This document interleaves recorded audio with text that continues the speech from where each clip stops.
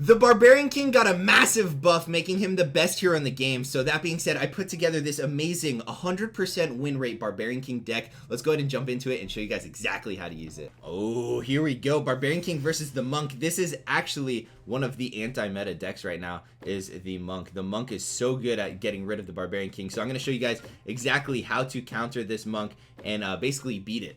You want to get as much damage output on him as possible before he's able to use that ability and knock your Barbarian King out of the map. Okay, he's got a miner here, which is a little unfortunate for my Dark Goblin. However, my mini P.E.K.K.A placement was pretty much perfect to get rid of that miner in time. So now there we go. His Monk used his ability on my King, and my King is going to be able to stay alive long enough for the mini P.E.K.K.A to destroy the Monk right there. So this is a very good matchup to show you guys how to play this deck, because this is the hardest counter to it. I'm going to ignore the heal tile for now, except I'm going to put a miner down there, and let's get a P.E.K.K.A down as well. Let's go with the Dark Goblin kind of close to the back. I do want his Monk to hit my King instead of my P.E.K.K.A, because my King has that healing ability at level 5, so that's going to be very important here. Ooh, the Ice Wizard. Not often you see an Ice Wizard. Alright, his miner should lock onto my mini P.E.K.K.A. Perfect. That's exactly what we wanted to happen. My Dark Goblin's going to go ahead and get so much value here. Okay, there we go. His Monk got my King, which gave my P.E.K.K.A long enough to destroy the Monk. So yeah, what you want to do, normally you want to protect the King. Whereas when you're playing against a Monk, you want to go ahead and use your King as a shield to make sure he's able to heal up enough to keep your other tanky big hitters alive. So once again, we're going to go with the same strategy here. Let's go with double damage on my mini P.E.K.K.A. That way we can keep him alive a little bit longer. Let's go ahead and upgrade our Dark Goblin as well. The Dark Goblin in this deck plays a role of like... let's call it a quarterback. You want to protect him enough to sit in the pocket and get as much damage as possible. His miner is going to once again attack my mini P.E.K.K.A. Unfortunately, his miner is 3 stars here. Pretty good idea on his part to go with the 3-star miner. However, he just can't keep up with the damage output that my deck has right now. We're going to go ahead and destroy. As you saw, the Dark Goblin gets so much value. Alright, the King versus the Countess. This is another good counter to the King because she also has that healing ability.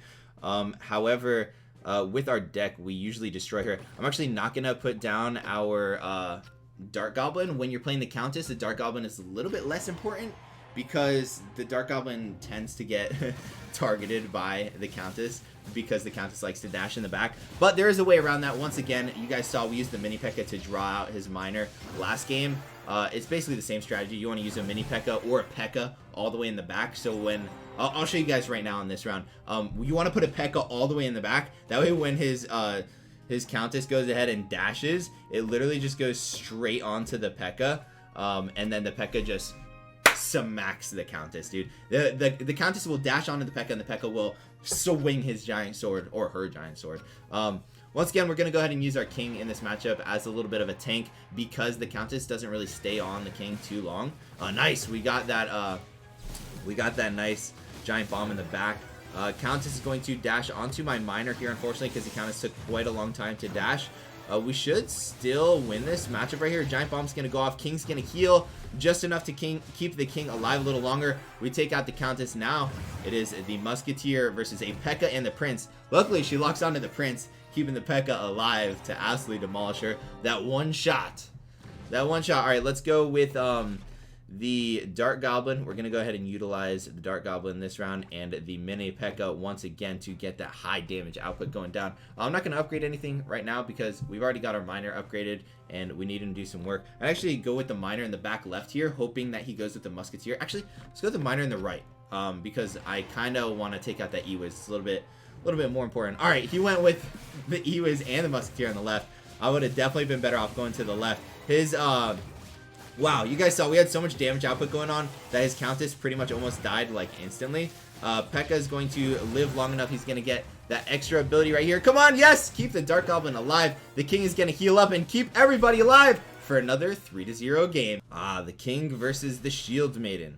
This is a good matchup because the Shield Maiden is actually pretty good, especially with the Dark Goblin. Once again, the Dark Goblin is getting annoyed here because the Dark Goblin, once the Shield Maiden pops her ability, the Dark Goblin literally shoots and it bounces back and it just It's this never-ending cycle of the Dark Goblin doing damage to itself. Alright, nice. We're going to take out both of his princes fairly early on. King's going to heal.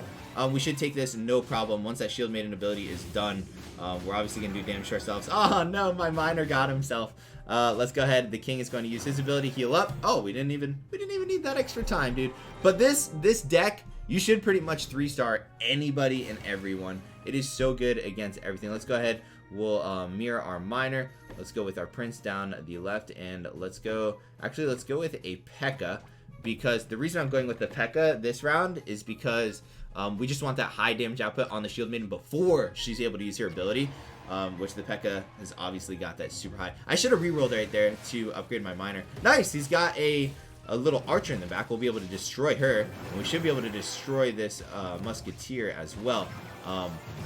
Once again, it all really just comes down to having the best placement possible. Unfortunately, we're probably going to lose this round because he's just got so much alive. That Shield Maiden attracted everybody to take the damage off of his prince. Oh, nice. We're going to take his prince right there. All right, that actually worked out perfect. That musketeer literally helped me out. He might win this tiebreaker here, though. Yes, the king has enough health. The king, long live the king. Let's go, dude. All right, here we go. Let's go ahead and mirror the miner once again. Let's go ahead and get an upgrade on the miner. I'm going to go with Cleave since he's got two... All right, let's go ahead and tank with the... let's tank with the P.E.K.K.A. Let's get the mini P.E.K.K.A. down as well. And if we can get our Dark Goblin down, yes, that's what we like to see right there. All right, so perfect. We're going to go ahead and hopefully catch his miner with my mini P.E.K.K.A. So my... no, I didn't play that well enough. His miner's going to go straight to my Dark Goblin. I should have put my mini P.E.K.K.A. a little bit further back. We should still win this no problem because we've got our miners doing work in the back there. Yeah, we should have no problem winning this round right here. Once again, another easy 3-0 victory. These were the best matchups I want to show you guys.